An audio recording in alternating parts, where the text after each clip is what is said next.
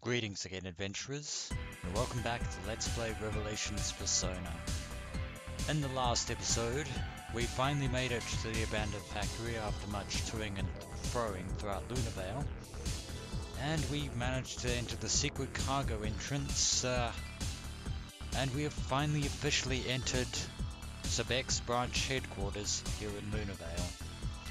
These corridors mean that we're inside the building itself. And of course, the building is crawling with demons, as always. And a new demon that we'll be encountering. An angel. This is actually going to be kind of interesting because I really have no idea as to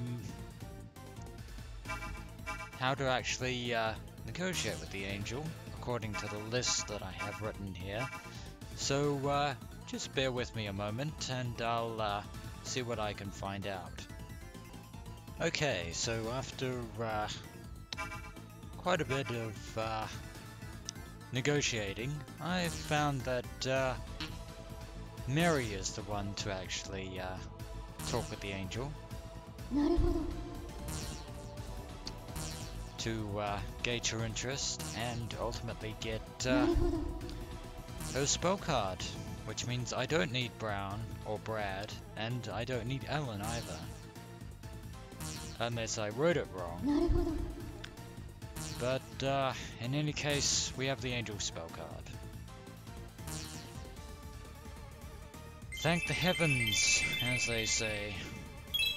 Yeah, we won't be the ones using the power of Persona for evil, don't you worry. And another spell card marks our collection. But we still have many more to acquire. And we have quite a few rooms that we can explore here.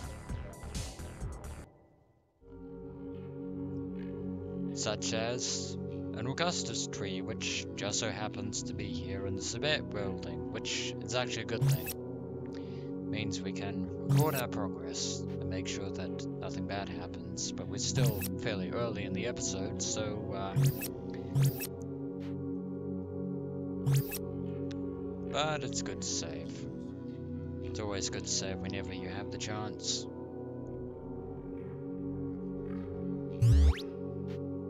Farewell, Augustus tree.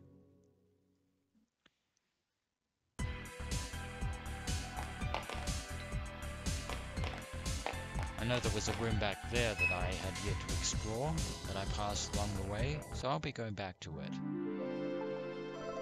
But first, there's a very interesting room right here. This is Kelly, or Trish as she's known as in Megami Tensei Persona.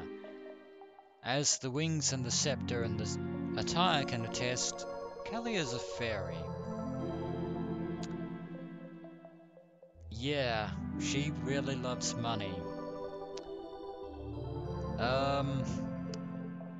Interesting history behind Trish is the fact that she used to live in the fairy world, but then she got banished for being too greedy. And in typical fashion, her punishment was to try and do one good deed, or several good deeds in this case. But in Trish's case, she wants deeds for money. Which means she's not getting back into the fairy realm anytime soon, but she is the guardian of this fountain here.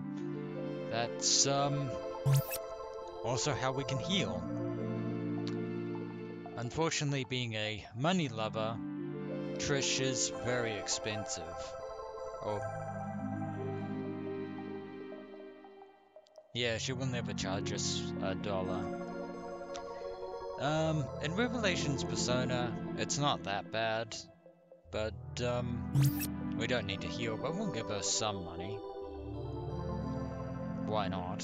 I believe she's more stingy in Megami Tensei Persona.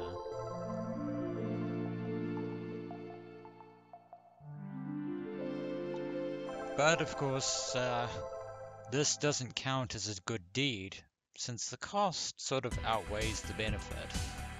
But we did pass a room back there, so oh no, this is that was the entrance. Never mind. But we still have more floors to explore, and much like the hospital, the Sebek building's structural layout has been altered by the Deva system, and I just had the utter misfortune to run into 4 demons known as kimonos or Moshavus. These demons are, well, if we were going to fight them, would actually pose a serious problem, because these demons have an attack known as Bi-Strike or Binal Strike, in which they kamikaze in addition for dealing an incredible amount of damage. The thugs actually have a very similar ability called React, which they kamikaze to kill one of your party members, and it is very annoying. These creatures are pretty much the epitome in Revelation's persona of the trope known as Shin Megami Tensei bullshit. But fortunately for me, we are high enough of a level that we can actually negotiate with these particular demons. With Nate and Mark. Now don't screw this up. Alright, we're off to a favorable start. Yeah, they have Ray Magic and Ray All Magic, so if they do Binal Strike and then follow through with Ray All, they can pretty much kill you.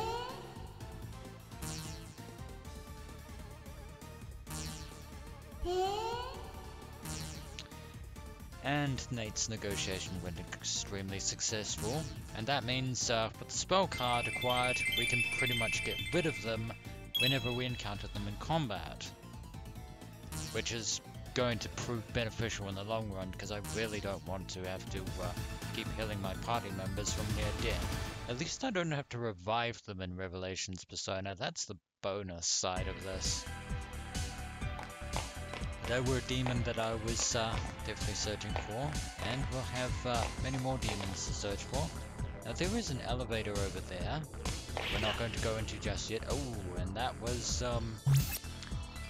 that's what's known as a trap or a curse, in a curse square, and I really should fill out the map, just in case. Ooh, and we have new foes. The Secret Service agents. They are, well, Sebek employees, and they are one of the few human enemies that we will be encountering in Revelation's persona. Despite the fact that they don't wield personas themselves, and thus should be entirely susceptible to both demons and personas, they seem to be fairly resilient against both. But they're being flanked by a bunch of kimonos, and we want to get rid of you as quickly as possible. And they'll give us an item as well, a magic stone. Thank you very much. Bye. And no, and I don't mean Binal Strike. If we try to negotiate with the Secret Service, we will fail. They don't have any emotions whatsoever. They won't negotiate, because they're Sebek. They are our enemy. So we want to pretty much deal with them as quickly as possible. Really use magic up there to increase our magical bonus, but we're pretty good as is. But being secret agents, they do have access to machine guns that they can use on us. Very unfortunate. And as you can see, they're resilient to our personas. Of course, without personas, that bullet wound would be more than just a bullet wound.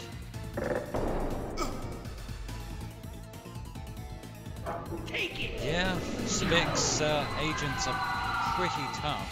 They must have been trained to deal with the demons. Which means that Guido's use of the Deva system was pretty much planned from the beginning. In other words, he anticipated the arrival of the demons, which does not bode well, but at least one of them is frozen in this instance. And we'll increase our magic, just to be safe, if Nate ever gets a chance to use it before we unleash all of our spells thus far.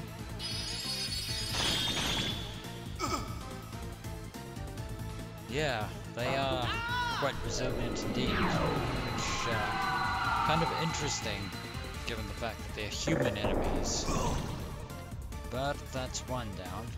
We have one left. And now Nate gets to use magic up. Fantastic. And I think Mark has things on hand here.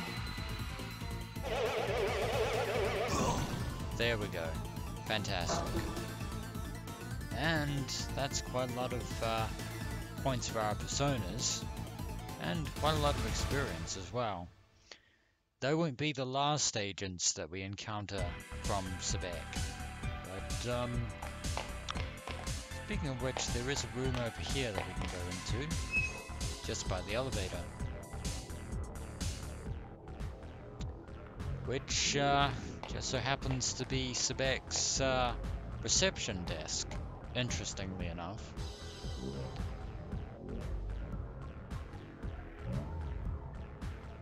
You could say we have a long-standing appointment with Mr. Sardinia.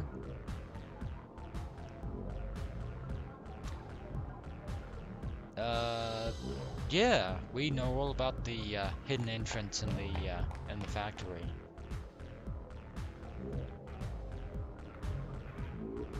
Oh, they must mean another secret area underground. And Nate is impatient to get to the top floor, which is, of course, Guido's floor. Looks like that's the floor we'll be encountering him on. But these elevators are unfortunately out of commission. And there is a door over here, but it's also out of commission, unfortunately. So the only way forward is through the elevator, but we don't want to go through to Guido just yet. And fortunately that trap square didn't really do much damage. Apparently there were 5 floors of the Sebek building. We want to go to floor 2 and explore each consecutive floor in turn, so we can actually get some items and also see what else is going on in Sebek's branch HQ.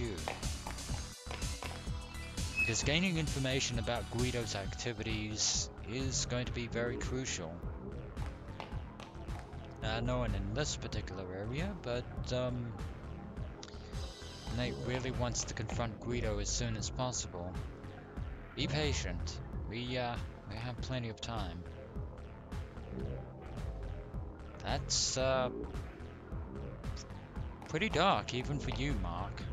I don't think killing Guido will reverse the effects of the Deva machine. 9mm gun that we're probably not going to use. AK-47. Of course, Sebek would have a Kalashnikov rifle stationed away here, in their headquarters, of course. And I should actually go to equipment. No. And of course Nate will be the one to use the AK-47. And the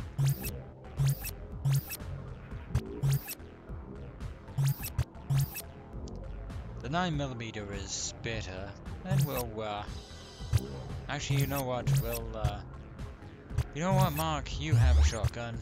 You can have the shotgun shell, because why not?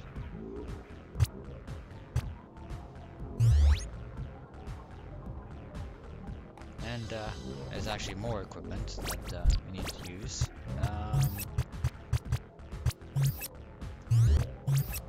Got some Kevlar as well. I know it says Kevlar, but that's just localization mistranslation there for you. You've got Kevlar vests, which will be very useful. I think that's everything in this room. There'll be plenty more corridors and rooms to explore.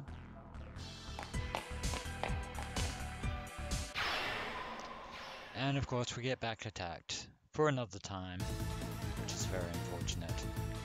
Oh my god, no, please don't kill me, please do not kill me. If you do, I will literally, you know what, go away, I really don't want to fight. I might have to. I might show you what komodos can do, but not right now. Oh my god.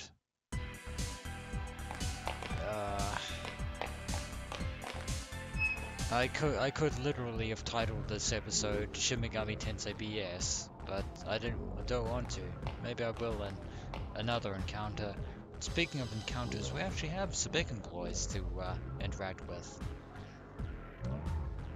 And more about that girl dressed in black. A girl that Mary seems to be somewhat familiar with. Even they're superstitious about the haunted house.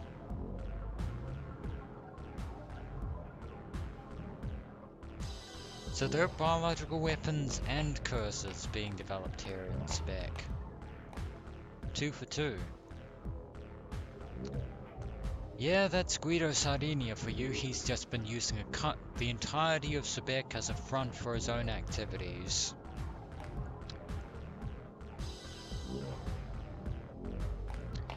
Maybe they're developing bioorganic weapons. And apparently Mary used to play in the haunted house by herself, which is ill-advised for a child. But of course we have more cupboards to explore. Ribotan, which we're probably never going to use. Earthseed. Another one of those. And a scorpion whip. The only person who can use whips, unfortunately, is Alana, and she's not with us.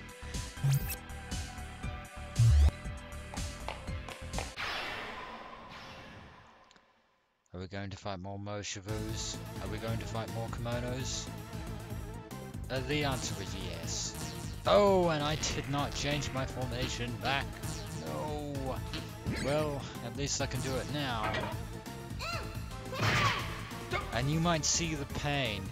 You might see pain, unless all they decide to do is use ray magic.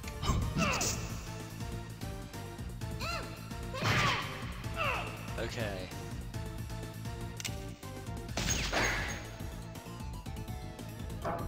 And you are a terrible aim, good sir. But,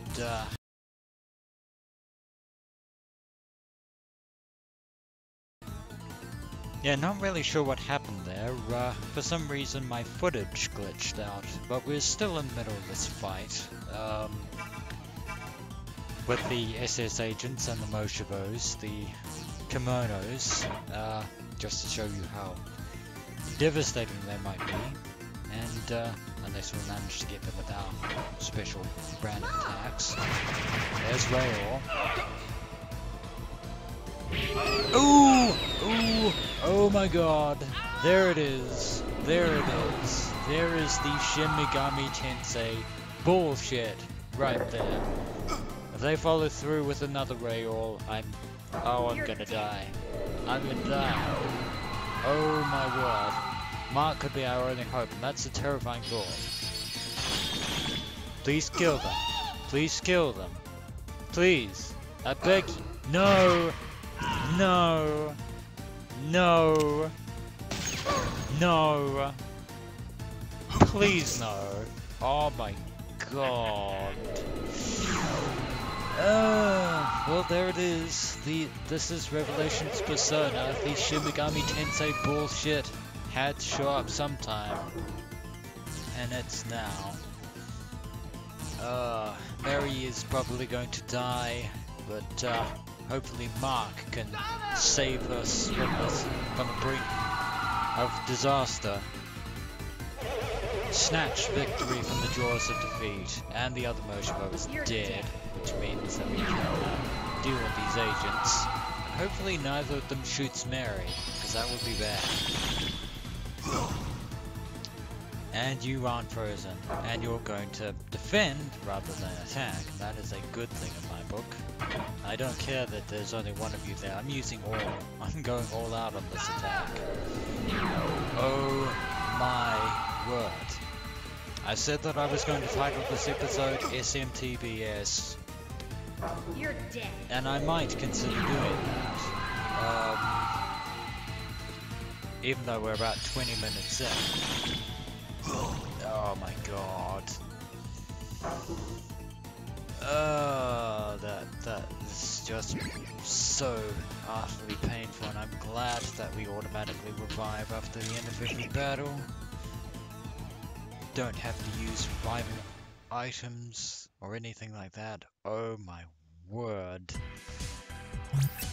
You wanted to know why I don't like Moshivos? Well, feast your eyes on the power of Spinal Strike. Interestingly enough, I believe that Brad's persona can actually learn Spinal Strike. It's a kamikaze attack that pretty much cripples. And, explore everywhere? I'm pretty sure I didn't.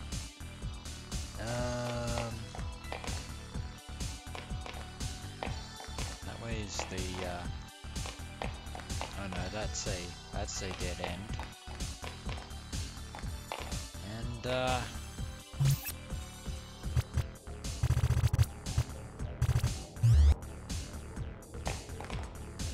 I don't think there's any other way here that we can actually go to.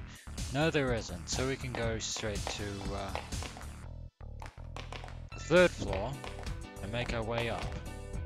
And Sebek actually does have pretty snazzy building music, and that's a full moon.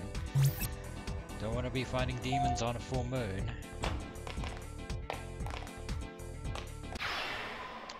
And of course, more demon encounters. Oh, and more Moshivos, and more angels. Hooray. Hello, Moshivos. Goodbye, kimonos. That's right, you give us $15 and get the hell out of here. I'm not suffering your BS again. And we'll take out this angel. Don't need to go negotiate with you. Fortunately, we'll be able to handle the situation from here on out, not having to worry about the promoters and their absolute BS.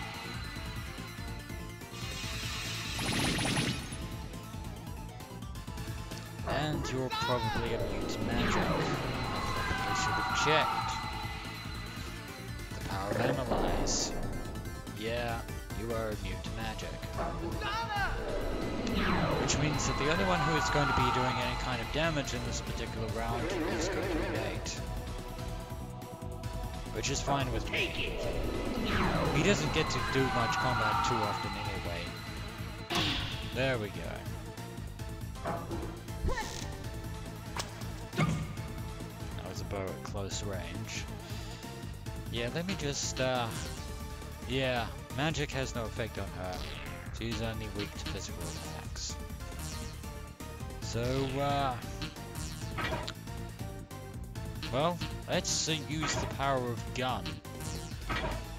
And, Mark can use, Mark doesn't have any enemies to use a shotgun on, but does have rapid fire, so we can use that instead. And the angel was no match for my swordsmanship. And Mary leveled up. Hooray. She's now level 18. Which is actually very good in this case. That is the fact that we're actually close to getting pretty decent for higher tier demons. Is always a good thing. more corridor scouring.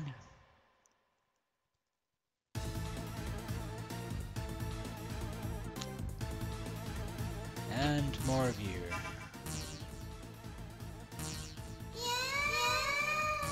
I never get tired of seeing them run away. And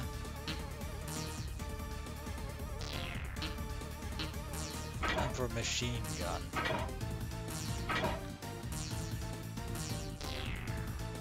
Oh, and the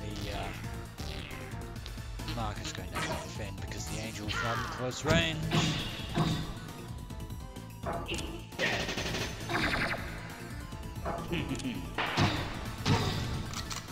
And Nate with the finishing blow, as always. There we go.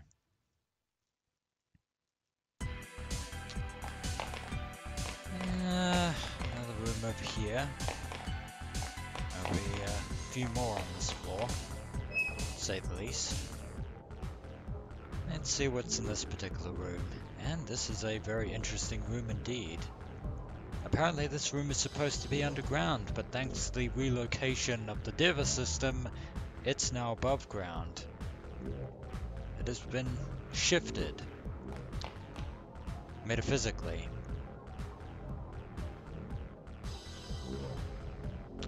And the scientist is actually worried about Nancy's safety. Yeah, believe it or not all of Sebek's employees believe in what Guido is doing. In fact, most people aren't even aware of what Guido is thinking or doing.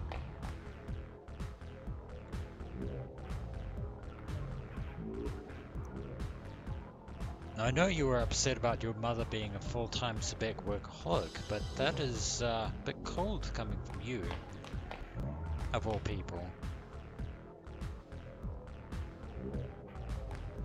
Well, we'll know when we find out about the Diva system. But a lot of those rumors actually turned out to be true, which is interesting. And apparently this particular scientist knows about the Diva system, and the fact that Guido activated it. And there are some boxes here as well, which unfortunately are trapped.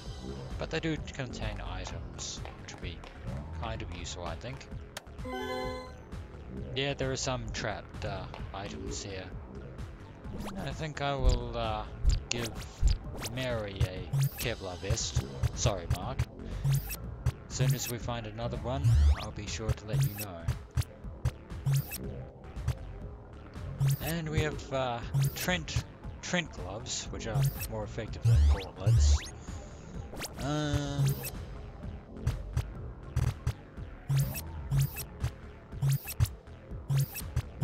And we don't have anything else we can equip.